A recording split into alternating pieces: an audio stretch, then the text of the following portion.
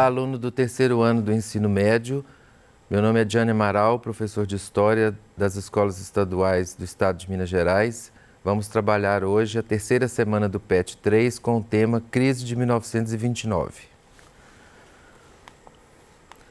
Pretendemos com essa aula que você compreenda a crise de 1929 no contexto da prosperidade e euforia especulativa dos anos de 1924 a 1929 nos Estados Unidos, em descompasso com a superprodução de alimentos e produtos industriais no mesmo período, e avaliar os seus efeitos devastadores na economia mundial.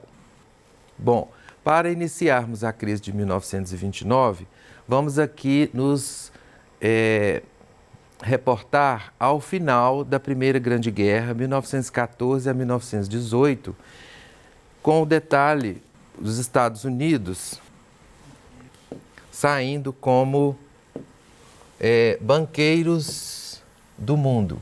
Então, a Primeira Guerra Mundial, relembrando que os Estados Unidos entraram na Primeira Guerra Mundial, a priori, com uma postura de não estar participando, uma postura neutra, mas atendendo às nações em combate, com vultuosos empréstimos financeiros, né? Isso vai fazer com que, ao final da guerra, ele saia como banqueiros de todo o mundo, dono de mais de 50% de todo o ouro circulante dos mercados capitalistas. Os sobreviventes à guerra buscam a compensação pelo tudo que foi perdido à guerra, né? Os valores morais burgueses darão lugar aos clubes noturnos pelas cidades da Europa e dos Estados Unidos. Aqui nós temos que reforçar a questão da influência dos Estados Unidos nesse comportamento, deixando de lado esses valores morais burgueses, né, e cultuando um outro tipo de conduta social. Dependência do capital estadunidense. Obviamente, como disse aqui, nesse período de guerra, da Primeira Guerra, de 1914 a 18, os Estados Unidos vai criar essa dependência, de certa forma, né, dessas nações envolvidas no conflito, essa dependência financeira. Então, só para recordar esse quadro aqui, o papel que os Estados Unidos desempenhou na Primeira Grande Guerra Mundial, ok? Seguindo. O American Way of Life, ou seja, o estilo de vida americano. Então, aqui para a gente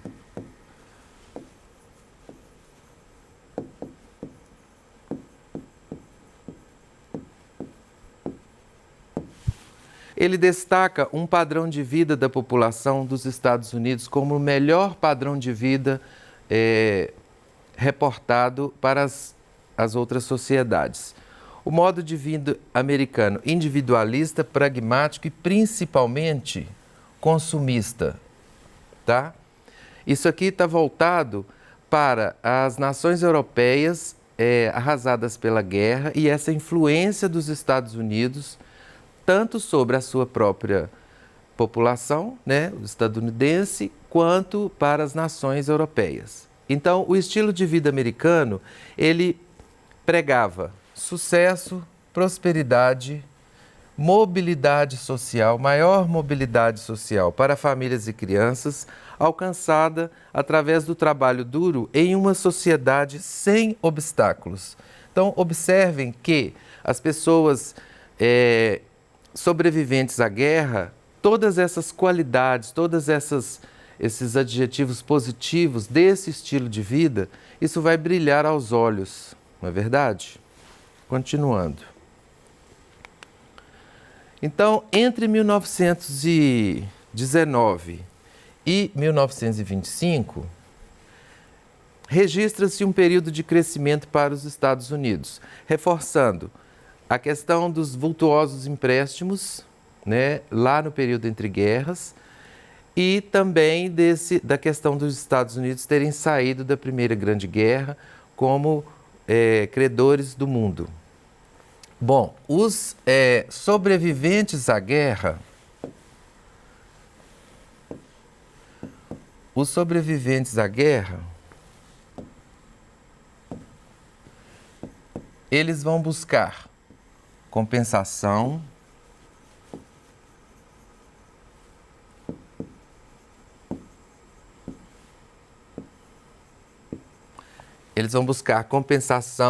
recuperação e superação de tudo que foi perdido no período da Primeira Grande Guerra. A moda estadunidense vai cair como uma luva para suprir, de certa forma, todos esses anseios aqui desses sobreviventes à guerra. Então, o jazz, o foxtrot e o blues vão fazer parte também, não só das noites americanas, como também dos países europeus, ok?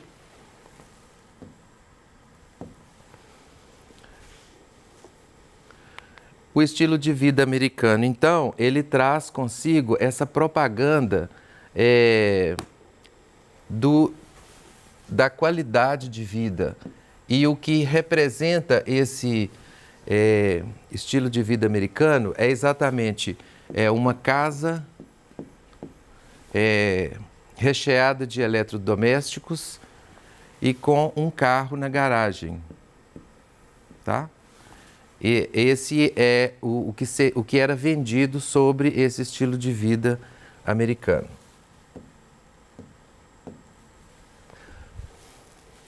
Bom, a partir de 1925, então, só para a gente não se perder no tempo, 1919 a 1925 ainda se registra um crescimento para os Estados Unidos. Nós estamos falando de crescimento econômico, né?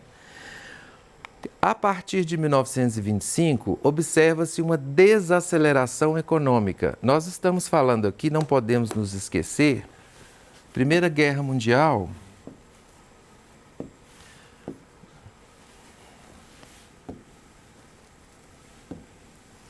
(1914)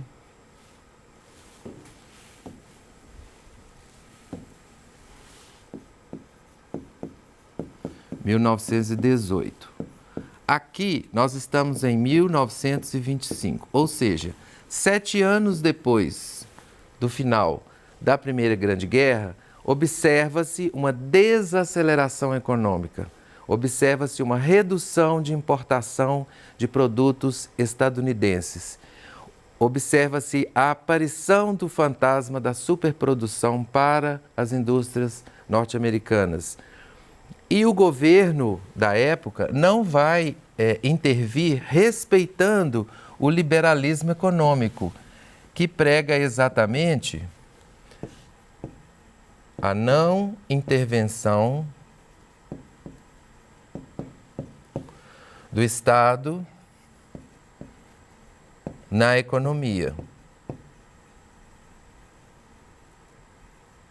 Então, não haverá intervenção por parte do governo, respeitando o liberalismo econômico, que era o sistema sociopolítico econômico vigente à época para os Estados Unidos.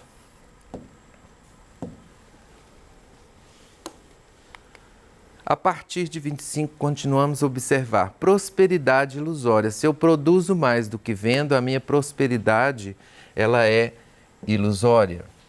Havia sido estimulada pela alta dos preços no período da guerra, ou seja, os Estados Unidos continuavam produzindo e lançando produtos no mercado como na época da guerra, né? Onde essas nações europeias envolvidas no conflito estavam com suas indústrias, na maioria das vezes, paralisadas ou em decadência, com seu mercado financeiro mais parado, e ele continuava no mesmo, vamos dizer, ritmo de crescimento. A concessão de empréstimos aos europeus serviu para a reorganização das indústrias europeias. Isso também vai justificar o que falei anteriormente aqui, ó. Redução de importação de produtos estadunidenses, né? A partir do momento que aqueles vultuosos empréstimos utilizados lá na Primeira Guerra Mundial, eles vão servir para reorganizar as indústrias europeias, de certa forma, 7 anos após, como nós falamos aqui, né, já é o momento do resultado desses vultuosos empréstimos para essas nações que os adquiriram, né? A charge aqui apresenta o estilo de vida americano, classificando como o melhor estilo de vida do mundo, World's Highest Standard of Living, me perdoem os professores de inglês, né? Então, esse outdoor diz, não existe outro caminho que não o estilo de vida americano. Mas observem aqui que já existe uma dualidade no sentido dessa propaganda do estilo de vida americano. O pé desse outdoor, ele está lotado de cidadãos, de certa forma, aguardando algum tipo de auxílio. Você pode perceber que eles portam recipientes para se ganhar, para se pegar alguma coisa que estava sendo oferecido, né? Então, de certa forma, esse outdoor aqui, ele tem uma dualidade, ao mesmo tempo que ele mostra, sim, essa redução econômica a partir de 1925. Todavia, nem a população dos Estados Unidos, nem os governantes percebiam esses sinais de desaceleração econômica, cegos pelo grande crescimento e pela brilhante representação do estilo de vida estadunidense. Então, trabalhou-se por muito tempo nessa questão da divulgação desse estilo de vida americano. A crise de 29 e seus desdobramentos.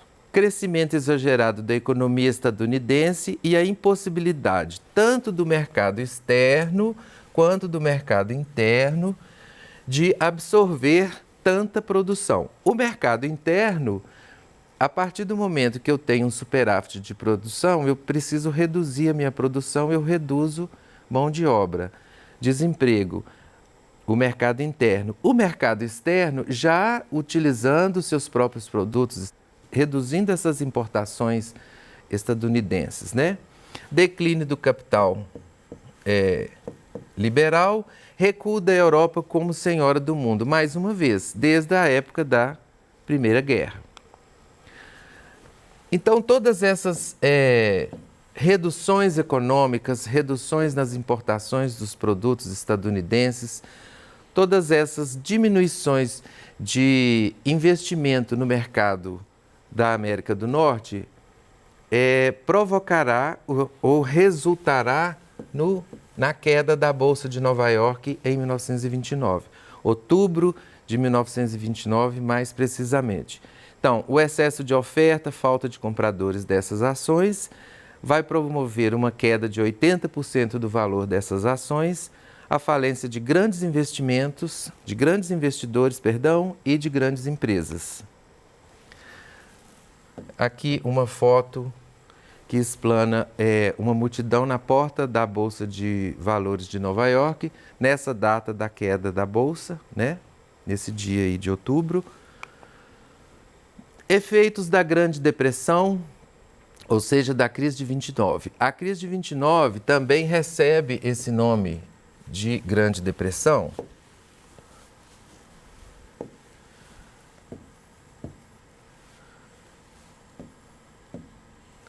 Exatamente por configurar-se como pior e mais longo período de recessão econômica do sistema capitalista no século XX. Altas taxas de desemprego, aqui entra a questão da pouca exportação, redução de trabalho interno, desemprego, etc. Quedas drásticas do produto interno bruto de diversos países. Observem, quedas drásticas de produto interno bruto de diversos países. No nosso caso aqui, é a questão da nossa exportação do café